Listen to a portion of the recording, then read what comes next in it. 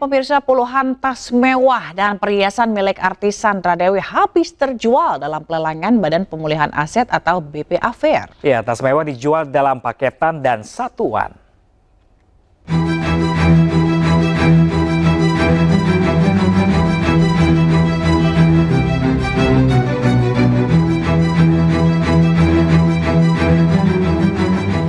Deretan tas mewah dan perhiasan milik Sandra Dewi ludes diburu peserta lelang dalam gelaran Badan Pemulihan Aset BPA Kejaksaan RI.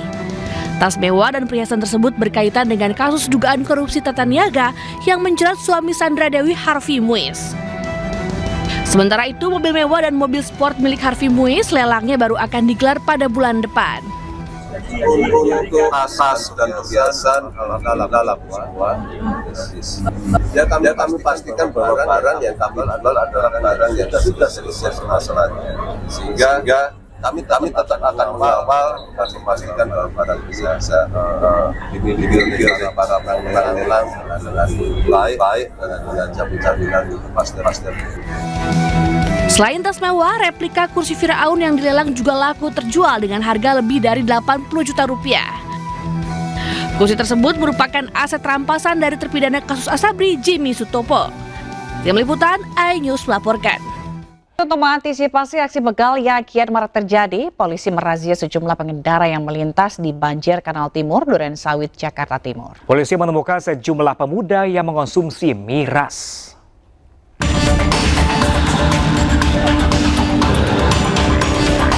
Satu persatu kendaraan yang melintas di ruas Banjir Kanal Timur, Durensawit, Jakarta Timur dihentikan polisi pada Jumat dini hari. Polisi memeriksa satu persatu pengendara dan membuka isi jok kendaraan guna mengantisipasi adanya indikasi kejahatan. Tidak hanya itu, sejumlah pemuda juga diperiksa identitasnya. Polisi menemukan sejumlah pemuda yang membawa minuman keras berbagai jenis. Selain itu, sejumlah pemuda juga kedapatan melakukan aksi vandalisme di tembok jalan. Razia dilakukan guna mengantisipasi adanya aksi begal yang tengah rawan terjadi di sejumlah titik di ibu kota. Dari Jakarta, Rio Manik, iNews melaporkan. Polda Metro Jaya membentuk tim pemburu begal dan berhasil menangkap total 20 pelaku dalam operasi 4 hari berturut-turut di wilayah Jakarta dan sekitarnya. Ya, sejumlah pelaku menggunakan senjata api saat beraksi. Ini adalah hari keempat yang sudah dilakukan penangkapan oleh Ditreskrim Polda Metro Jaya. Itu sejumlah 18 orang. Tambah 2 ya? Tambah 2 jadi 20 orang. Kemudian jajaran Polres dan Polsek juga melakukan kegiatan dan hal yang sama. Itu juga sudah melakukan penangkapan terhadap 16 orang tersangka. Pemirsa, gelombang penolakan terhadap kebijakan pemerintah Provinsi Kalimantan Timur kembali memanas. Ya, ratusan massa yang tergabung dalam Aliansi Perjuangan Masyarakat Kaltim menggelar aksi demonstrasi jilid 2 dan mendesak Gubernur Kaltim Rudy Masaud mundur dari jabatannya. Kami akan sampaikan aspirasi. Silakan masuk. Silakan. Ratusan massa dari Aliansi Perjuangan Masyarakat Kalimantan Timur menggelar aksi demonstrasi di depan kantor Kejaksaan Tinggi Kaltim dan kantor Gubernur Kaltim Kamis siang. Dengan membawa spanduk dan poster, massa menuntut Gubernur Kalimantan Timur Rudy Masaud segera mundur dari jabatan. Jika tidak, massa meminta Ketua DPD Golkar Kaltim itu menginstruksikan fraksi Golkar di DPRD Kaltim untuk menyetujui penggunaan hak angket terhadap pemerintah provinsi. Massa menilai sejumlah kebijakan pemerintah provinsi belakangan ini memicu keresahan masyarakat. Mulai dari polemik anggaran mobil dinas, renovasi rumah jabatan gubernur, hingga kebijakan yang dinilai tidak berpihak kepada rakyat. Tidak hanya berhenti di Samarinda, massa juga mengancam akan melaporkan temuan dan dokumen yang mereka miliki ke Komisi Pemberantasan Korupsi dan Kejaksaan Agung di Jakarta. Bukan pemakzulan, tapi kami mengingatkan kepada Pak Gubernur, kalau Pak Gubernur malu dengan masyarakat Kaltim, ya ikhlaskanlah jabatan itu mundur.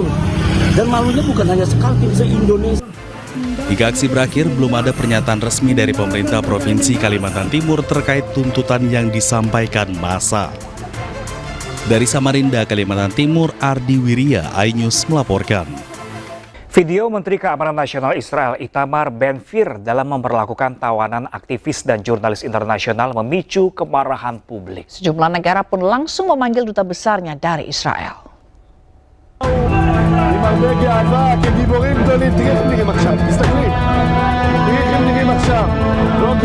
Cara Menteri Keamanan Nasional Israel Itamar Ben-Gvir dalam memperlakukan aktivis misi kemanusiaan Gaza menuai kecaman dunia internasional. Dalam rekaman video, para tahanan ini diborgol dan diperlakukan dengan kasar oleh tentara Israel. Bahkan Israel menyebut mereka sebagai bagian dari teroris. Tidak hanya itu, 430 orang dari 40 negara ini akan ditahan di penjara khusus teroris. הם באו עם הרבה גאווה כגיבורים גדולים. תראי איך הם נראים עכשיו, תסתכלי. תראי איך הם נראים עכשיו. לא גיבורים ולא כלום, תומכי טרור. אני אומר לראש הממשלה נתניהו, תן לי אותם לעוד הרבה זמן. תן לנו אותם בבתי הכלא של המחבלים, ככה זה צריך להיראות. Aksi Israel ini memicu reaksi internasional. Italia memanggil duta besar Israel dan memprotes perlakuan kepada aktivis yang juga warga negaranya. Irlandia, Spanyol, Turki, dan Indonesia juga mengkritik keras dan menyerukan pembebasan para aktivis. Perdana Menteri Irlandia, Michelle Martin, juga mengutuk keras lantaran saudara perempuan Presiden Irlandia, Catherine Connolly, masuk di antara mereka yang ditahan. Ya, pemirsa, dunia mengecam tindakan Israel yang menahan ratusan aktivis dari kapal kemanusiaan Global Sumut Flotilla. Selain Malaysia, negara yang turut mengecam di antara Spanyol dan Italia. Malaysia mengutuk pencegatan kapal-kapal armada yang menuju Gaza setelah para aktivis dari puluhan negara dilaporkan ditahan selama operasi yang menurut Israel bertujuan untuk menegakkan blokade angkatan lautnya terhadap Gaza. Malaysia menyebut tindakan Israel adalah pelanggaran hukum internasional.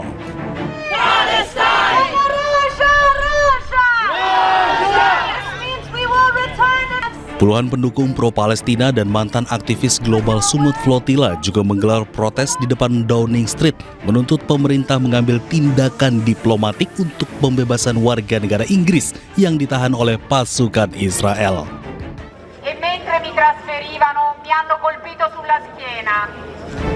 Di luar gedung parlemen Italia di Roma, orang-orang berkumpul untuk protes terhadap penahanan para aktivis yang berada di atas kapal Global Sumut Flotilla menuju Gaza oleh Angkatan Laut Israel.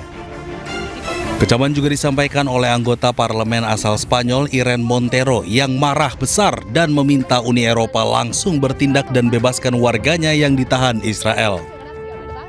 Y por cierto, señora Kallas, Israel lleva 24 horas, que se dice pronto, en pleno Mediterráneo, secuestrando barcos y secuestrando ciudadanos europeos. ¿Le hace gracia, verdad? A mí ninguna. ¿Va a mover en algún momento algún dedo para protegerlos? Son ciudadanos europeos. ¿Qué haría usted si fuese Irán, si fuese Rusia quien se planta en medio del Mediterráneo para secuestrar a ciudadanos europeos? Pero como es Israel, sonríe y mira para otro lado. Shame on you. Gelombang protes dari sejumlah negara menyuarakan hal yang sama. Mengecam tindakan militer Israel yang menahan sejumlah aktivis Global Sumut Flotilla dan Gak sempat baca? Dengerin aja. Klik icon text to speech, gak pakai ribet di okezone.com.